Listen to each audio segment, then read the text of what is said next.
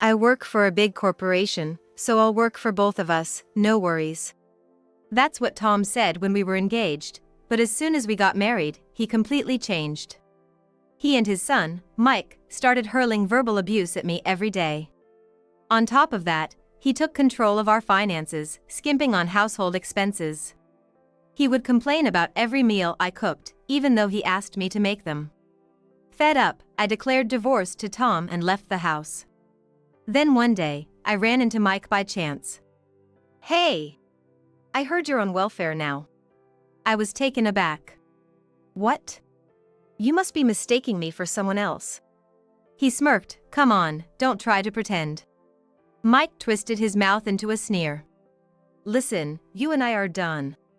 Don't come crying to me about being broke, 'cause I'm not lending you a dime. Remember that." Before I could retort, he had vanished into the crowd. Feeling the stares of passers-by, I hung my head and shook my shoulders. I couldn't help but laugh. Poor thing. He doesn't know anything. I can't wait to see his reaction when he finds out the truth. I'm Susan, a 50-year-old housewife. I married Tom 5 years ago. When we first met, he seemed like a perfect gentleman.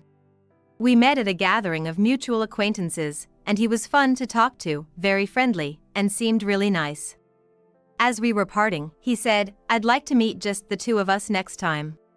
I was feeling sad about saying goodbye, so I agreed. When we started dating, I learned he had a son named Mike from his previous marriage. Mike was in 5th grade then, and I had dinner with him a few times. He was a bright and nice kid, just like his father. A year later, Tom proposed to me, and I decided to open up to him. "I work part-time and live with my parents, right? Actually, the company I joined right out of college was a nightmare, and it wrecked my health." "Is that so?" he said. "It was tough even quitting. I don't think I can work long hours anymore." Then Tom smiled kindly. "Just stay at home without overdoing it. Look, I work for a big corporation. I'll work for both of us, no worries." Comforted by his words, I accepted his proposal. I truly thought I had found a good man and looked forward to a happy married life. Little did I know, in less than 6 months, I'd face utter despair.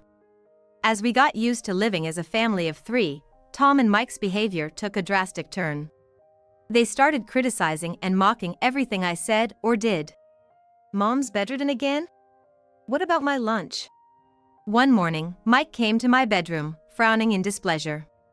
I had fallen ill after participating in a community event at a local church the day before. It was an unseasonably hot day, and I wasn't feeling well, so I had asked Tom to help, but he refused with an annoyed look. "Must be nice to be a stay-at-home mom. You can slack off all year. It's my rare day off, let me rest." I understand. Pushing myself to attend had resulted in being unable to get up the next morning. "I'm sorry, Mike. I couldn't prepare your lunch, so please buy something from Walmart." As I handed him the money, Mike grumbled discontentedly. "Mom, can't you at least make a decent lunch? You're always taking shortcuts with frozen stuff or leftovers from dinner." His words stung me deeply. "Don't blame your mom, Mike." Tom chimed in, passing by in the hallway with a half-smirk. "With the effort she's saving on lunch, I bet dinner's gonna be extravagant." "Ah, right. Should I expect something fancy like roast beef, or maybe crab and salmon roe shipped directly from Maine? I'm looking forward to it. As a full-time housewife, you've got plenty of time to spare for dinner, right? You're not sleeping all afternoon, I hope. And make sure to do the house cleaning thoroughly, no slacking off." Both of them chuckled at my exhausted state, threw out their unreasonable lines, and left. There's no way I can prepare such a luxurious meal. Lying in bed, I stared at the ceiling and let out a heavy sigh. The reason is simple: Tom is incredibly stingy. Despite being a department head in a major corporation and earning a substantial salary, the allowance he gives me is ridiculously meager. "It's my salary, so why should I let my wife manage it?" he argued after we got married. I didn't oppose him, quietly complying. I believed that as long as the household finances were managed properly, It didn't matter who was in charge. Then, Tom started spending money recklessly. It's necessary for work. Social drinking is a business expense. It's essential. While he splurges on expensive clothes and watches for himself, he makes a fuss even if I spend $1 on a snack. Insisting that a housewife doesn't need pocket money, I have to report to Tom and get permission for every expense, whether it's a trip to the salon or buying clothes. One pair of jeans should be enough, right? You're buying another one? I need a warm one for winter. Fine, but buy it cheap. And I want to get a haircut. Can I go to the salon every 2 months to maintain my hairstyle? Huh? What's the point of you dressing up? Keep your long hair as it is, then you only need a haircut every 6 months. I won't allow it. So, I'm only allowed to buy cheap makeup from dollar stores. Even when I plead to change to better products because my skin is getting rough, he doesn't listen. Furthermore, the household budget he gives me is 1/3 of the average. No wonder our nutrition is unbalanced. When I complained, Tom just shrugged it off. They managed with this amount on that TV budgeting show. But that lady's family owned a farm, and she got vegetables and rice from them. It's impossible with the high cost of living here. Managing that is your job, isn't it? I was frustrated not just by his stinginess with the household budget, but also by his attitude towards my father's funeral contribution. When my father, who had been ill, passed away, Tom blatantly showed his reluctance. We don't need to give a funeral contribution, right? Anyone attending the funeral, other than the immediate family, gives a contribution. Then use your savings. I'm not involved. He said this to me, tear-streaked and preparing for the funeral in my mourning clothes. His complete lack of consideration for me infuriated me. I don't intend to ask for your contribution, so don't worry. Good. But wait, do Mike and I really have to go? It's going to ruin our long weekend. Such a drag. Really, Dad? I was planning to play a new video game. Though they complained, I never doubted they would attend. However, when Tom and Mike finally showed up late, they didn't greet my mother or relatives. My exhausted mother didn't have the energy to criticize them, but my relatives were furious. What's Tom thinking? It's too cold-hearted for his father-in-law's funeral. And Mike, after receiving so many gifts and money from your father. I apologized profusely to my relatives, feeling my affection for them rapidly cooling. Tom, in his stylish suits, and Mike, attending a prestigious private university, were popular in the neighborhood as a handsome father-son duo. But at home, they did nothing but spew verbal abuse at me. Instead of coming straight home after work or school, they'd wander around, returning with the scent of lipstick and perfume. While they did whatever they pleased, they treated me like a maid, demanding luxurious meals despite the meager food budget. Recently, when I served dishes made with chicken or pork, Mike and Tom would glare at me disdainfully and lash out. Don't you want to serve a good meal to a husband who's been working all day? If I get sick eating this poor man's food, how are you going to take responsibility? Call yourself a mother? I can make tasty meals even with chicken or pork. And if you're picky about eating vegetables and fish, you'll end up ruining your health. We're saying we'd eat it if it was high-end seafood. Stop yapping if you can't satisfy us with your cooking. I don't need to be lectured by you. They used to eat despite complaining, but recently they've started leaving food untouched. Yet, if I don't cook, they berate me for slacking off as a wife. It's such a waste, so I end up eating it for breakfast or lunch the next day, wondering whom I'm cooking for as tears well up in my eyes. As for their meals, they get by with store-bought lunches, ramen noodles, and snack foods. Eventually, Tom was diagnosed as pre-diabetic during a company health check, and Mike started gaining weight. It was a predictable outcome. Then, they lashed out at me. How dare you, as a wife, make your husband and son sick? We don't need a useless woman like you. Let's get a divorce. Then, I'll leave. I agreed readily, which took them by surprise. Are you okay with that, being jobless? You've been living off me, how will you survive now? Don't worry about me. I'll sign the divorce papers later and send them to you.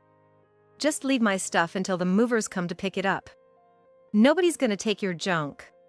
Tom sneered. Ah, you'll regret leaving a handsome, high-earning guy like me.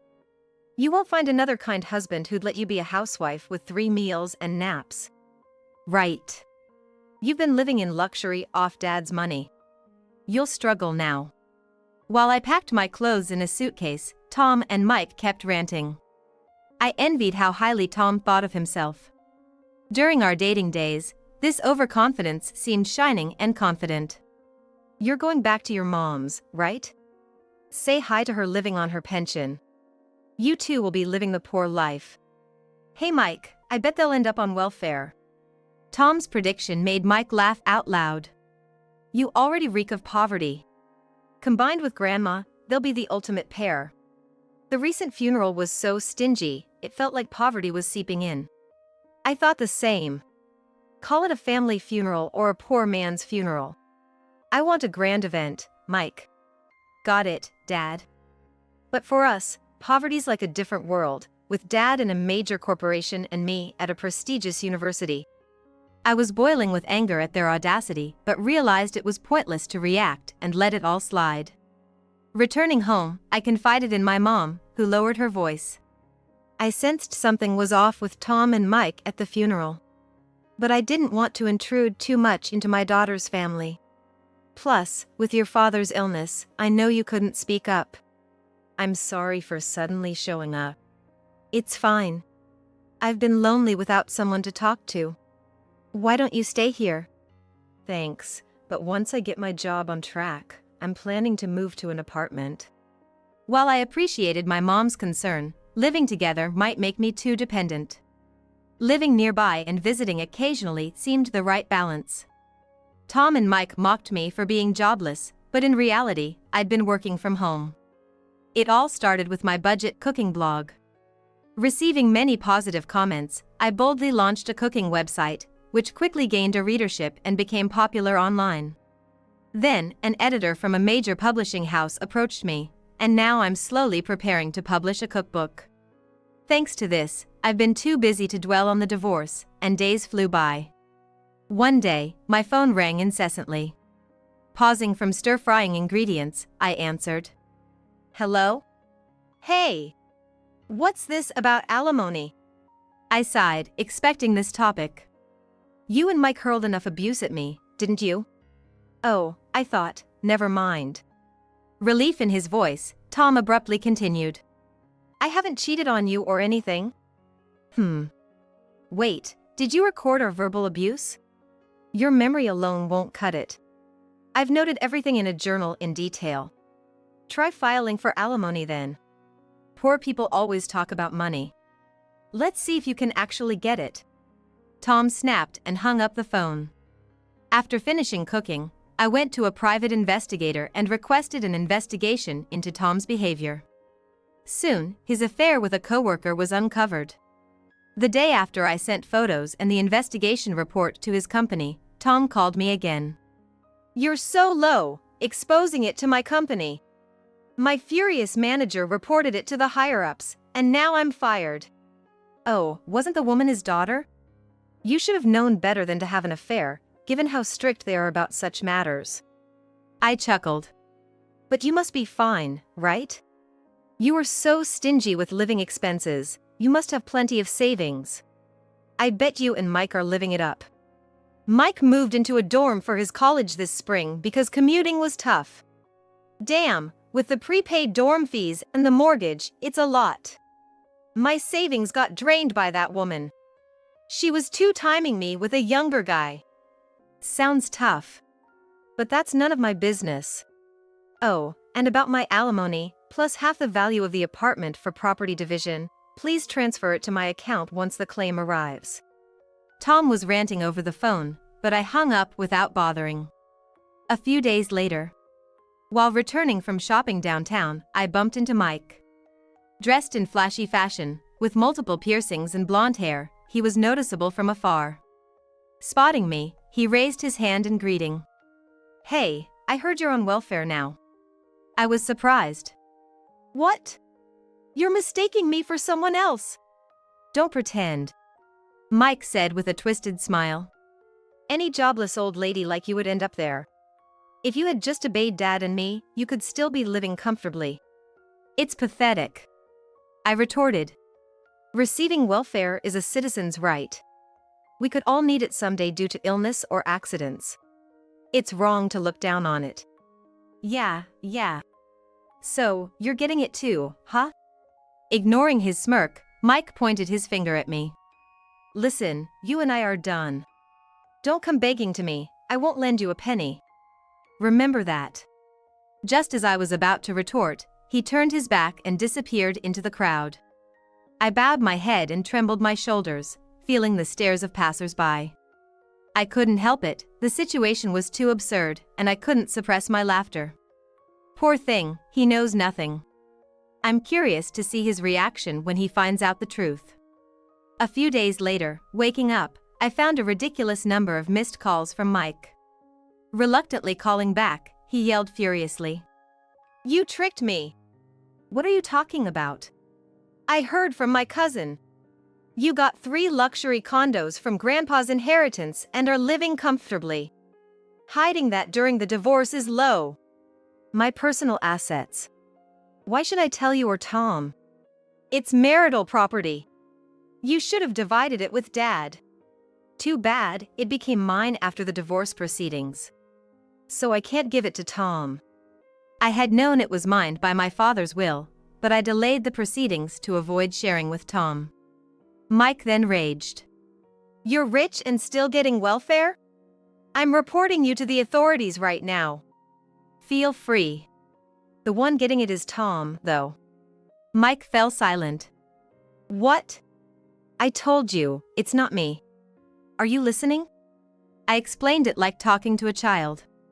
To be honest, even without the inheritance, I can live well. I have income from my cooking website and book sales, which I started secretly. But Tom spent all his money on his affair and has many debts. After being fired, he has no income. Mike, are you there? Dad's on welfare. No way. I pulled the phone away from my ear as Mike screamed. Waiting for him to calm down, I continued the conversation. You really haven't heard, have you? Tom's too proud to tell his son. A relative who Tom asked for money told me that he was evicted for not paying his apartment rent and now he's unemployed, holed up in a rundown apartment. If you're worried, why don't you reach out to him? For a while, there was silence on the other end of the phone. After a few minutes, Mike spoke resentfully. You're cold. After all Dad did for you, don't you feel any gratitude? You have money, you should give it to him. Why should I? Ever since we got married, it's been nothing but unpleasant. I don't feel indebted to him. I responded coolly. If you're so concerned, why don't you lend him money? You have a job. I don't have any savings.